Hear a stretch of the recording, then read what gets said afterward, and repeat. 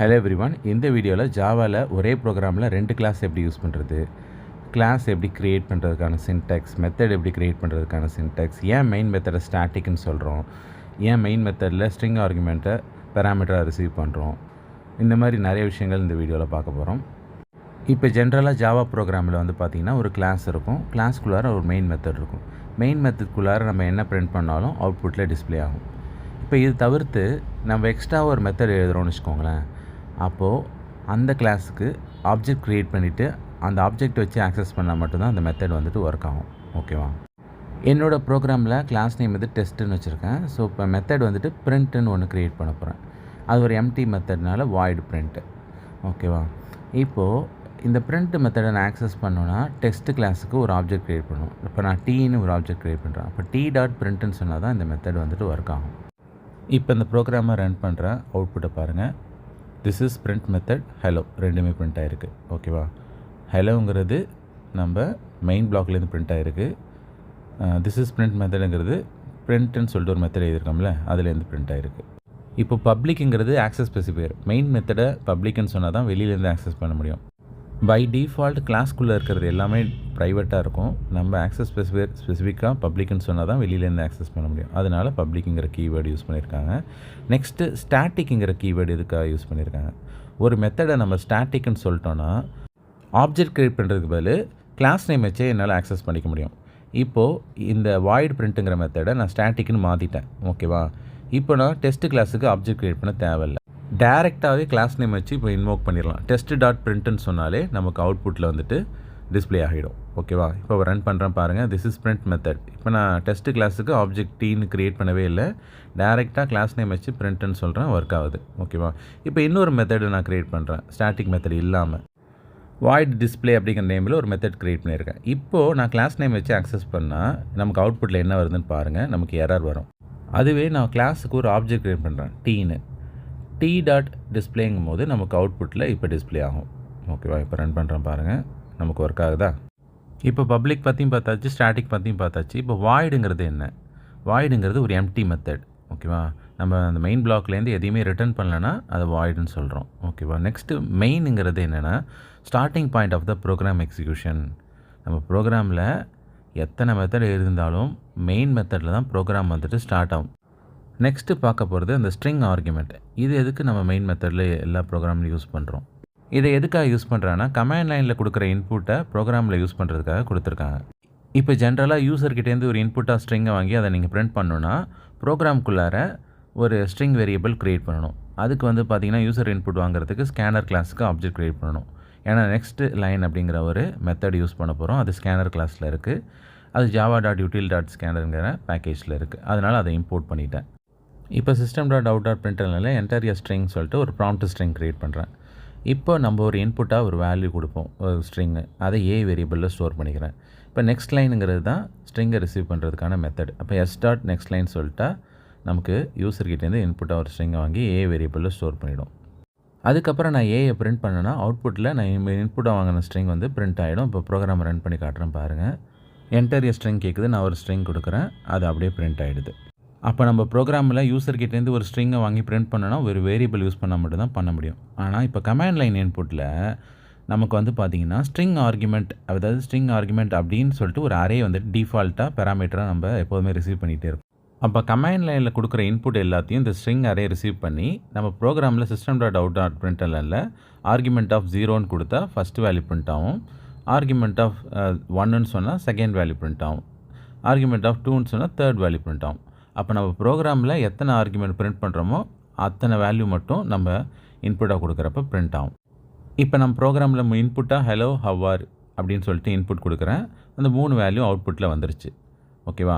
இப்போது எனக்கு அன்லிமிட்டடாக எத்தனை இன்புட் கொடுத்தாலும் அது வந்துட்டு பிரிண்ட் ஆகணுன்னா நீங்கள் ஒரு ஃபார் லூப்பில் போட்டுடலாம். ஜென்ரலாக வந்துட்டு ஃபார் லூப்பில் ஐன்னு ஒரு வேரியபிள் க்ரியேட் பண்ணிவிட்டு 0ன்னு இண்டெக்ஸ் கொடுத்துட்டு அரேக்கு வந்து லெங்க்த்து கண்டுபிடிக்கிறதுக்கு அரே நேம் டாட் லெங்க்த்துன்னு சொல்லிட்டு அதோட லெங்க்த் வந்துடும். அப்புறம் i++. இப்போது ஆர்குமெண்ட் ஆஃப் இண்டெக்ஸுகளை இடத்துல வந்துட்டு ஐ வேரியபிளை போட்டோன்னா நம்ம எத்தனை இன்புட் கொடுத்தாலும் அப்படியே பிரிண்ட் ஆகும். யூஸ்வலாக எல்லா ஆன்லைன் கம்பைலர்லையும் கமாண்ட் லைன் இன்புட் கொடுக்க முடியாது. இப்போ வந்துட்டு பார்த்திங்கன்னா ஆன்லைன் ஜிடிபி அப்படின்னு சொல்லிட்டு ஒரு கம்பைலர் இருக்குல்ல, இதில் வந்துட்டு பார்த்தீங்கன்னா கீழே ஒரு எக்ஸ்ட்ராவாக ஆப்ஷன் இருக்குது, கமாண்ட் லைன் ஆர்குமெண்ட்னே. ஸோ இதில் நம்ம இன்புட் கொடுத்துட்டு ப்ரோக்ராம் ரன் பண்ணால் நமக்கு அவுட்புட் வந்து வரும். ஓகேவா? இப்போ நான் வந்து இன்புட்டாக hello how are you doing my friend, are you studying in AVC college of engineering அப்படின்னு சொல்லிட்டு ஒரு இன்புட் கொடுக்குறேன். இதில் இருக்கிற ஒவ்வொரு வேர்ட்ஸ் எங்கெங்கெல்லாம் ஸ்பேஸ் கொடுத்துருக்கோமோ அது ஒரு ஸ்ட்ரிங்காக ட்ரீட் பண்ணும். எல்லா வேர்ட்ஸுமே தனித்தனி லைனில் நமக்கு வந்துட்டு அவுட்புட்டாக பிரிண்ட் பண்ணிடும். இப்போ உங்களுக்கு தெளிவாக புரிஞ்சிருக்கும் ஸ்ட்ரிங் ஆர்குமெண்ட்னு ஒரு ஸ்ட்ரிங் அரே எதுக்காக வந்துட்டு மெயின் பிளாக்கில் இருக்குன்னா, இந்தமாரி கமாண்ட் லைன் ஆர்குமெண்ட்டை ரிசீவ் பண்ணி ப்ரோக்ராமில் பிரிண்ட் பண்ணுறதுக்காக மட்டும்தான் அது கொடுத்துருக்காங்க. அப்புறம் ஜாவாவில் ஃபார் ஈச் லூப் இருக்குல்ல, அதை கூட நம்ம ப்ரோக்ராமில் யூஸ் பண்ணலாம். அது அரேயில் இருக்கிற வேல்யூஸை ஸ்பெசிஃபிக்காக பிரிண்ட் பண்ணுறதுக்காகவே அந்த லூப் இருக்குது. இப்போ நான் ஸ்ட்ரிங்க்கு ஐன்னு ஒரு வேரியபிள் க்ரியேட் பண்ணிவிட்டு கோலன் அரேயோட நேம் கொடுத்துட்டு ஜஸ்ட்டு ஐயை வந்துட்டு சிஸ்டம் டாட் அவுட் ஆர் பிரிண்டர்னு கொடுத்துட்டா நமக்கு சேம் இதே மாதிரியே இன்புட் கொடுத்து பிரிண்ட் பண்ணலாம்.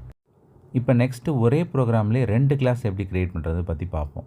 இப்போ போன வீடியோவில் வந்து பார்த்திங்கன்னா நம்ம அடிஷன் ஆஃப் 2 நம்பர்ஸ் பற்றி பார்த்துருப்போம். ஓகேவா? அதுக்கு வந்துட்டு பார்த்திங்கன்னா ஜாவா டாட் யூட்டில் பேக்கேஜ் இன்க்ளூட் பண்ணியிருப்போம். ஸ்கேனர் கிளாஸுக்கு ஆப்ஜெக்ட் க்ரியேட் பண்ணி நெக்ஸ்ட் இன்டர் மெத்தடை இன்வோக் பண்ணி நம்ம வேரியபிள்ஸ்க்கெலாம் இன்புட்டாக யூசர்கிட்டேருந்து வேல்யூஸ் வாங்கிட்டு அதை ஆட் பண்ணிவிட்டு பிரிண்ட் பண்ணுவோம். இப்போ இந்த ப்ரோக்ராம் ரன் பண்ணால் 2 வேல்யூ இன்புட்டாக கேட்கும்.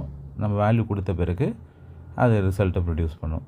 இப்போ இந்த ப்ரோக்ராமை ரன் பண்ணால் ஒரே ஒரு டைம் தான் அடிஷன் பண்ண முடியுது. இப்போது நம்ம இதை தனி கிளாஸில் எழுதிட்டா நம்ம ஆப்ஜெக்ட் எத்தனை க்ரியேட் பண்ணுறோமோ அத்தனை அடிஷன்ஸ் பண்ணிக்கலாம். இப்போ நான் என்ன பண்ணுறேன்னா ஆடுன்னு ஒரு கிளாஸே எழுத போகிறேன். ஓகேவா? அதில் இந்த இன்புட் ப்ராசஸ் அவுட்புட்டுன்னு 3 மெத்தட் எழுதிட்டு இதில் பண்ணுற விஷயத்தை எல்லாத்தையும் அதில் எழுதிட போகிறேன். இப்போ 3 வேரியபிள் ஏபிசி அப்படிங்கிறத இங்கே கிளாஸ்குள்ளார ப்ராப்பர்ட்டிஸாக போட்டேன். அதுக்கப்புறம் இன்புட்டில் வந்து பார்த்திங்கன்னா மெயின் பிளாக்கில் கொடுத்துருந்தோம்ல அந்த ஸ்கேனர் கிளாஸுக்கு ஆப்ஜெக்ட்டு, அதுக்கப்புறம் என்டர் 2 நம்பர்ஸு, அப்புறம் ஏக்கும் பிக்கும் வேல்யூ ரன் டைமில் வாங்குறதுக்கு நான் க்ரியேட் பண்ணிட்டேன். இங்கே இன்ட்டு ஏ பின்னு தனியாக க்ரியேட் பண்ண தேவை, ஏன்னா மேலே வந்துட்டு நம்ம ப்ராப்பர்ட்டிஸாக அதை டிக்ளேர் பண்ணிட்டோம். ஓகேவா? இப்போ இந்த ப்ரோக்ராமில் ப்ராசஸை பொறுத்த வரைக்கும் ஒரே ஒரு லைன் தான், C = A + B. அதை எடுத்து ப்ராசஸில் போட்டுற போகிறேன். அவுட்புட்டில் சிஏ பிரிண்ட் பண்ண போகிறேன். அவ்வளோதான். இப்போ இதை தான் வந்துட்டு நம்ம பெர்ஃபெக்டான கிளாஸ்ன்னு சொல்லலாம். ஏன்னா கிளாஸ்னால என்னென்னு சொல்லியிருக்கேன், ஒரு டெம்ப்ளேட்டுன்னு சொல்லியிருக்கேன். அதில் வந்துட்டு பார்த்திங்கன்னா டேட்டாவையும் மெத்தட்ஸையும் பைண்டு டுகெதராக பண்ணுறது தான் என்கேப்சுலேஷன் கான்செப்ட்னு சொல்லியிருக்கேன். இப்போது டேட்டாங்கிறது இந்த இன்ட் ஏபிசிங்கிறது டேட்டா. ஓகேவா? மெத்தட்ஸுங்கிறது இன்புட் ப்ராசஸ் அவுட்புட். இது எல்லாத்தையும் குரூப் பண்ணி நான் ஆடுன்னு ஒரு கிளாஸ் எழுதிட்டேன். ஓகேவா? இதுதான் யூசர் டிஃபைன்ட் கிளாஸ்ன்னு சொல்லுவாங்க, டெம்ப்ளேட்டுன்னு சொல்லுவாங்க. ஸோ இப்போ பர்ஃபெக்டாக டெஃபினிஷன் பொருந்துதா? இப்போது மெயின்னு ஒரு கிளாஸ் இருக்குது. இந்த கிளாஸில் அந்த கிளாஸுக்கான ஆப்ஜெக்டை க்ரியேட் பண்ணி தான் அதில் இருக்கிற மெத்தட்லாம் ஆக்சஸ் பண்ண போகிறோம். அப்போ ஆட் ஏன்னு ஒரு ஆப்ஜெக்ட் க்ரியேட் பண்ணியிருக்கேன். இப்போ ஏ டாட் இன்புட் அப்படின்னு அந்த மெத்தடை இன்வோக் பண்ணுறேன். அடுத்தது ஏ டாட் ப்ராசஸ் அப்படின்னு அடுத்த மெத்தடை இன்வோக் பண்ணுறேன். அடுத்தது ஏ டாட் அவுட்புட்டுங்கும் போது அடுத்த மெத்தடை இன்வோக் பண்ணுறேன். இப்போ இந்த ப்ரோக்ராமை ரன் பண்ணால் போன வாட்டி வந்த அதே அவுட்புட் தான் வரும். 2 வேல்யூ இன்புட்டாக கேட்கும், அதை ஆட் பண்ணி ரிசல்ட் வந்துட்டு நமக்கு டிஸ்பிளே. ஆல்ரெடி உங்கள்கிட்ட என்ன சொல்லியிருந்தேன், இந்தமாரி தனி கிளாஸாக எழுதிட்டால் எத்தனை ஆப்ஜெக்ட் வேணாலும் க்ரியேட் பண்ணிக்கலாம். அப்போது எத்தனை ஆப்ஜெக்ட் க்ரியேட் பண்ணுறோமோ அத்தனை வாட்டி இன்புட் வாங்கி நம்ம அடிஷன் பண்ணிக்கலாம் அப்படின்னு சொன்னேன். ஓகேவா? இப்போ நான் என்ன பண்ணிட்டேன்னா 3 ஆப்ஜெக்ட் க்ரியேட் பண்ணிட்டேன், ஏபிசின்னு. ஓகேவா? அப்போது 3 டைம் வந்துட்டு யூசர்கிட்டேருந்து 2 இன்புட்டை வாங்கிட்டு அதை ஆட் பண்ணி ரிசல்ட்டை பிரிண்ட் பண்ணிக்கலாம். இப்போது ரன் பண்ணுறேன் பாருங்கள். ஃபஸ்ட்டு டைம் 2 நம்பரை இன்புட் கேட்குது, நான் 2 4 கொடுக்குறேன், 6 பிரிண்ட் ஆகுது. அடுத்த டைம் 2 இன்புட் கேட்குது, 3 5 கொடுக்குறேன், 8 பிரிண்ட் ஆகுது. அடுத்த டைம் 2 இன்புட் கேட்குது, 6 7 கொடுக்குறேன், 13 பிரிண்ட் ஆகுது. அப்போது எத்தனை ஆப்ஜெக்ட் க்ரியேட் பண்ணுறோமோ அத்தனை வாட்டி வந்துட்டு நம்ம இன்புட்டை கொடுத்து டிஸ்பிளே பண்ணிக்கலாம். ஓகேவா? ஸோ இதுதான் வந்துட்டு நார்மல் கிளாஸில் எழுதுறதுக்கும் தனி கிளாஸில் எழுதுறதுக்கும் டிஃப்ரென்ஸ். ஓகேவா? அப்போ கிளாஸுங்கிறது ஒரு டெம்ப்ளேட். நம்ம அடிஷன்னு ஒரு கிளாஸ், ஆட்னு ஒரு கிளாஸ் எழுதிட்டோன்னா அதுக்கு எத்தனை வாட்டி வேணாலும் நம்ம ஆப்ஜெக்ட் க்ரியேட் பண்ணி அதை ரீயூஸ் பண்ணிக்கலாம். ஓகேவா? கிளாஸ் க்ரியேட் பண்ணுறதுக்கான சின்டாக்ஸ் சொல்கிறேன். ஃபஸ்ட்டு வந்துட்டு பார்த்திங்கன்னா ஆக்சஸ் ஸ்பெசிஃபையர் ஆர் மாடிஃபையர், அது பப்ளிக்கு, ப்ரைவேட், ப்ரொடெக்ட் இந்த மாதிரி ஆக்சஸ் ஸ்பெசிஃபையர் ஏதாவது யூஸ் பண்ணிக்கலாம். அடுத்தது கிளாஸுங்கிற கீவேர்ட் இருக்கணும். அதுக்கு பக்கத்தில் கிளாஸோட நேம் இருக்கணும். இதுக்கப்புறம் எக்ஸ்டெண்ட், இம்ப்ளிமெண்ட்டுலாம் சில கீவேர்ட்ஸ் வரும். இதெல்லாம் வந்துட்டு இன்ஹெரிட்டன்ஸ் இன்டர்ஃபேஸ் கான்செப்டில் வரும். அதை பற்றி டீட்டெயிலாக அப்புறம் தெரிஞ்சுப்போம். இப்போ கிளாஸுக்கு எப்படி ஆப்ஜெக்ட் க்ரியேட் பண்ணுறது? ஃபஸ்ட்டு கிளாஸோட நேமு, பக்கத்தில் ஆப்ஜெக்ட் நேமு = நியூ. நியூங்கிறது மெமரி அலோகேட் பண்ணுறது. எப்போ நம்ம ஆப்ஜெக்ட் க்ரியேட் பண்ணுவோம் அப்போ தான் வந்து மெமரி வந்துட்டு அலோகேட் ஆகும். அதுக்கப்புறம் again class name, bracket, semicolon. இப்போ மெத்தட் எப்படி க்ரியேட் பண்ணலாம்னா ஃபஸ்ட்டு வந்துட்டு access specifier or modifier, public, protected, private இந்த மாதிரி ஏதாவது ஆக்சஸ் ஸ்பெசிஃபையர் யூஸ் பண்ணிக்கலாம்.